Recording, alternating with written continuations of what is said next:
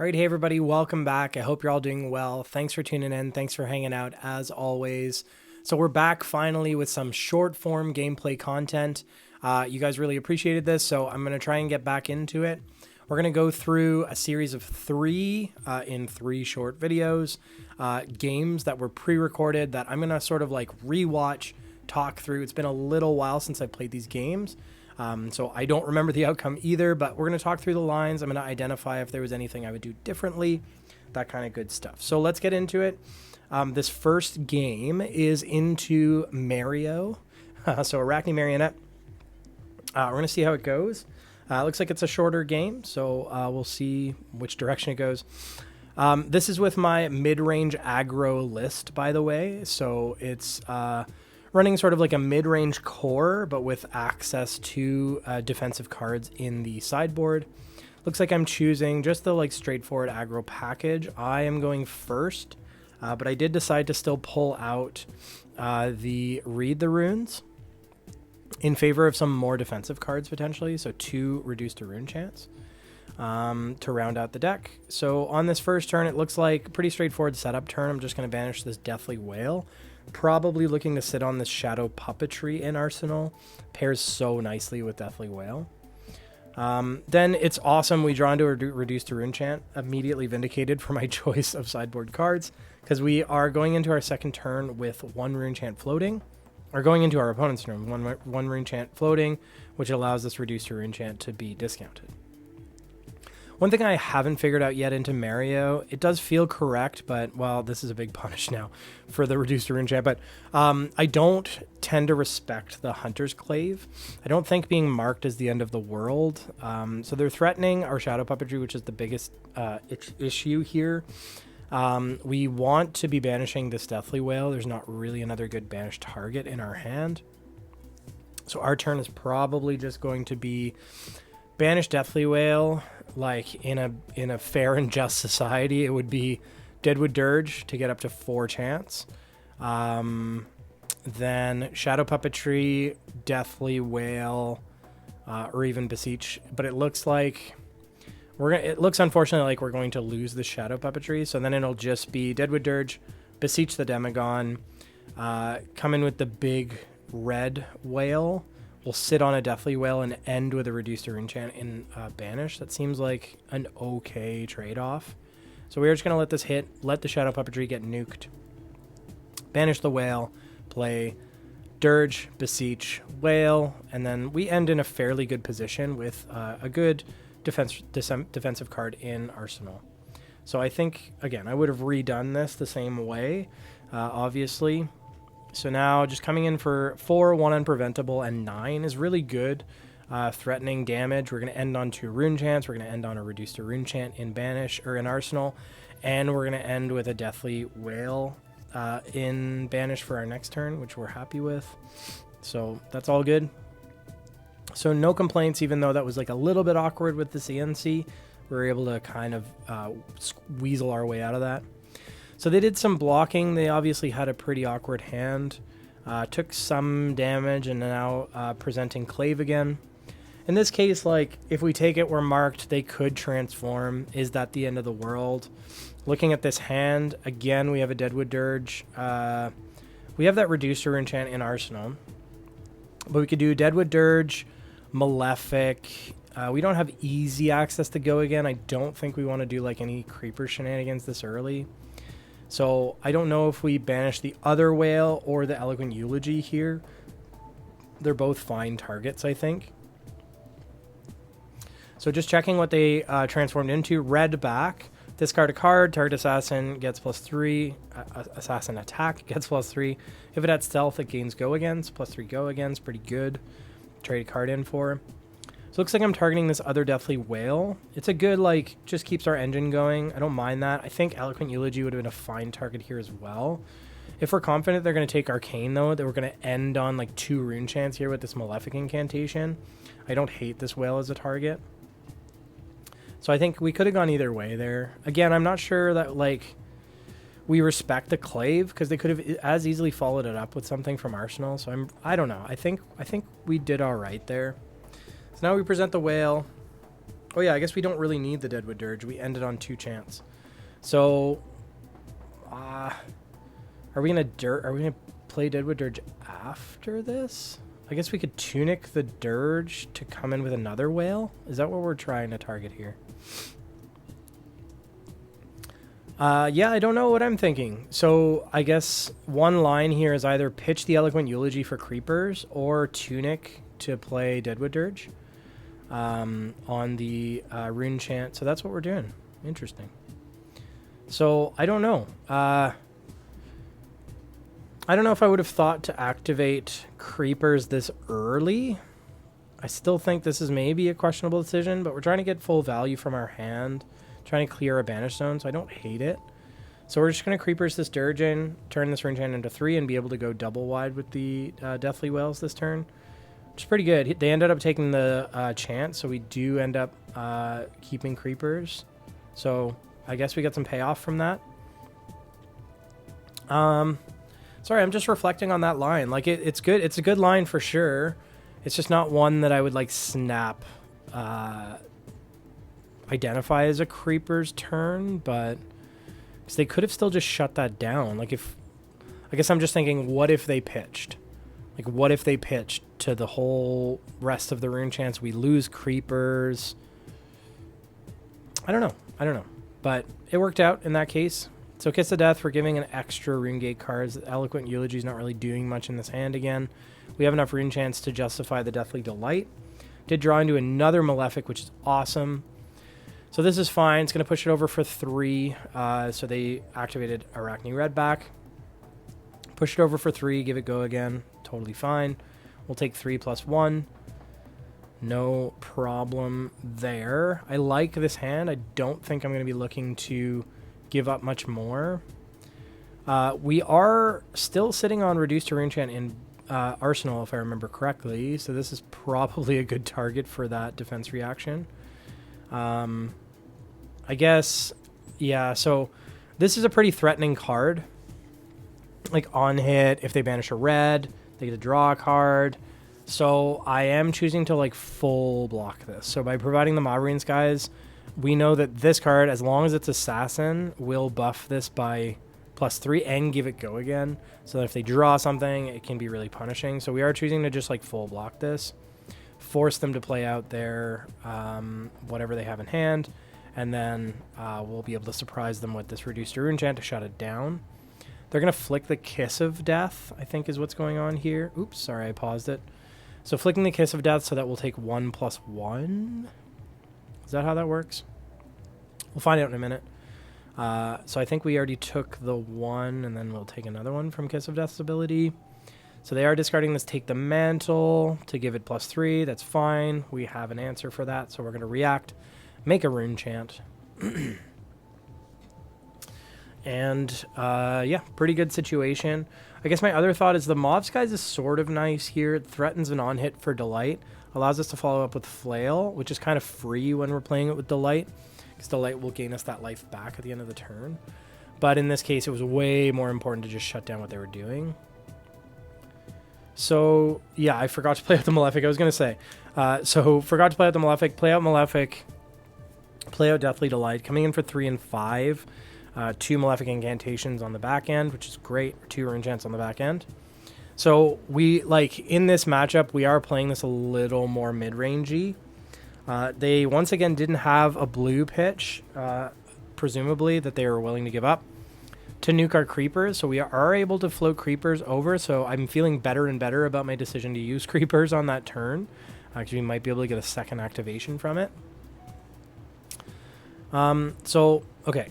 They are looking like they're just taking this whole thing, which is fine by us, so take another 5 down to 16. Gonna gain a life up to 24.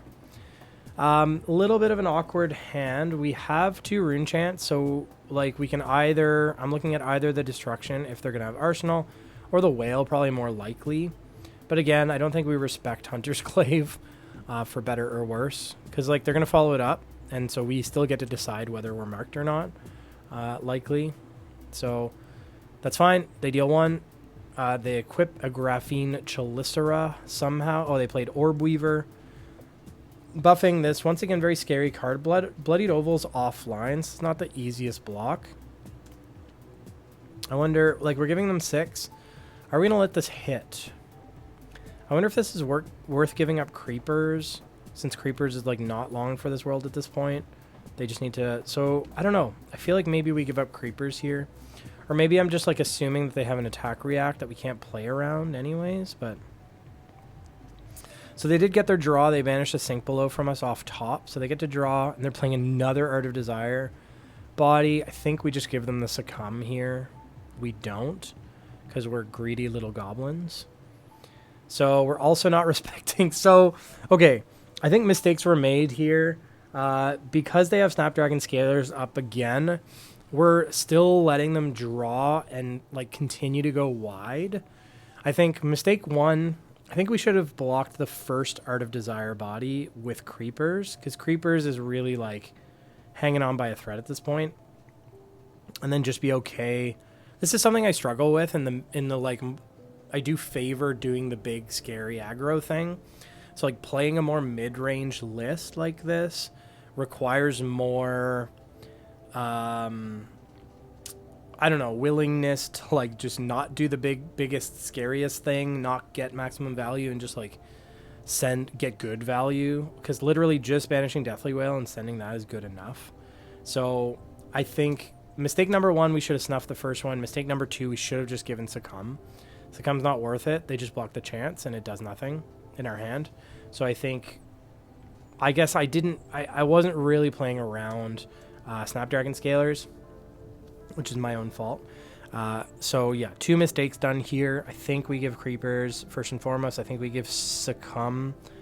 So they are... we're looking for something to put in our arsenal. I like Eloquent Eulogy as a target because we can pay for it with Tunic. And then we're giving up the Succumb anyways. So we should have just given this up on the last turn. Now they're playing Kiss of Death. This one we just have to take down to 14.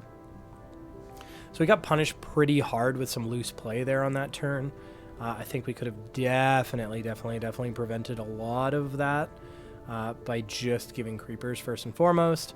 And then even if they do at that point, like, if they're able to go wider, good for them. I don't know what they drew into, right? So that's fine.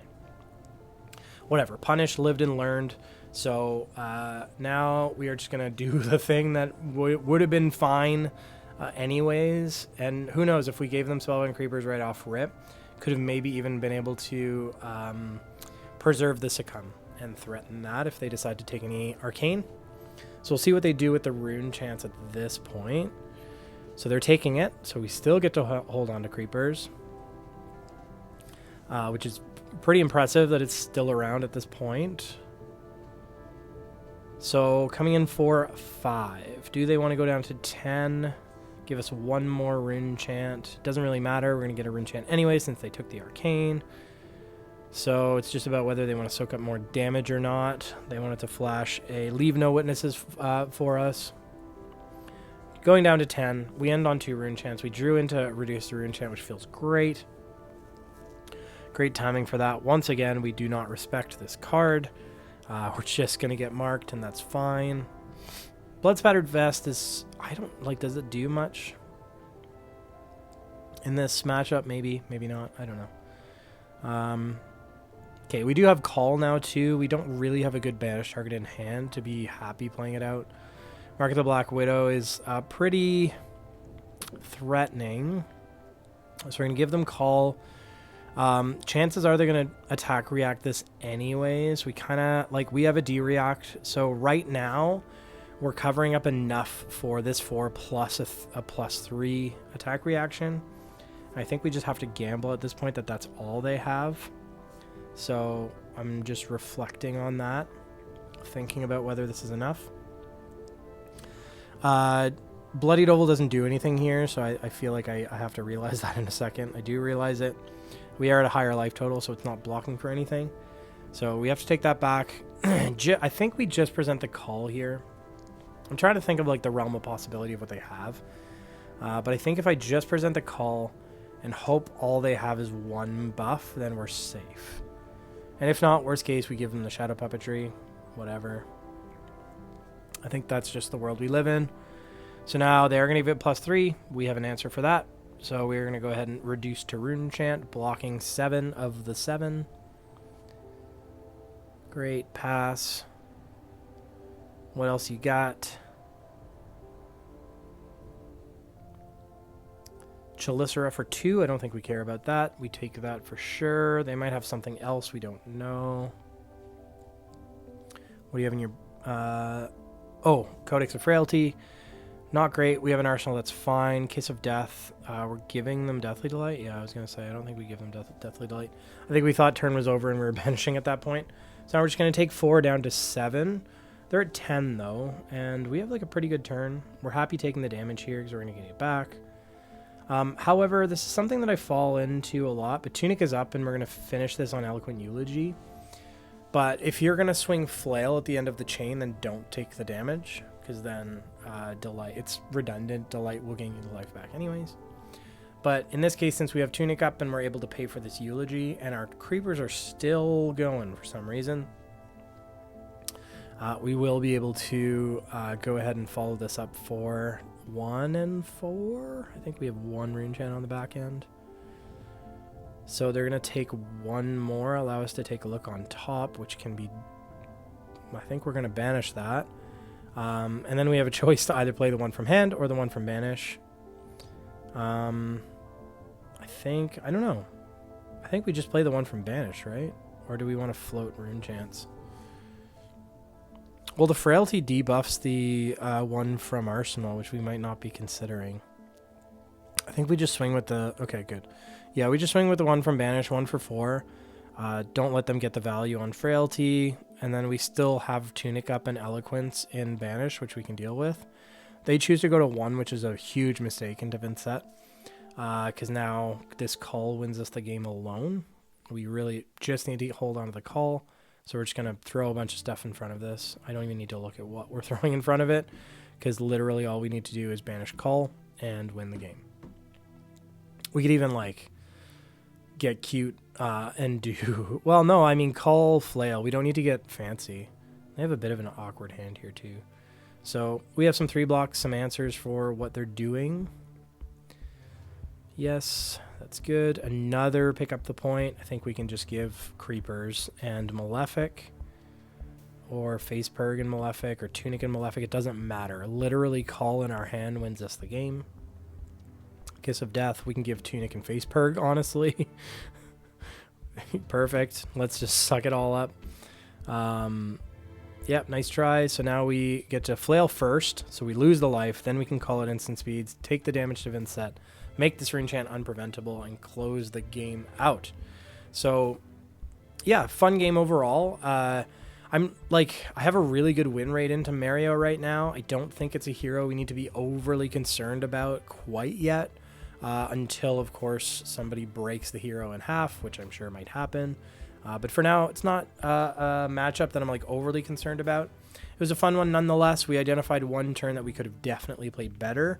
So even though it's not like our hardest matchup, it's definitely one that we can always improve on. So I think this was helpful to review this for me. So had some takeaways there. I hope you guys learned something from that as well. As always, thanks so much for watching. There's going to be some more short form gameplay coming out on the channel here really shortly. So this allows me to kind of like put out some videos at a more at a higher frequency sort of thing. So hope you appreciate that. Thank you so much for watching. As always, we'll talk soon. Cheers.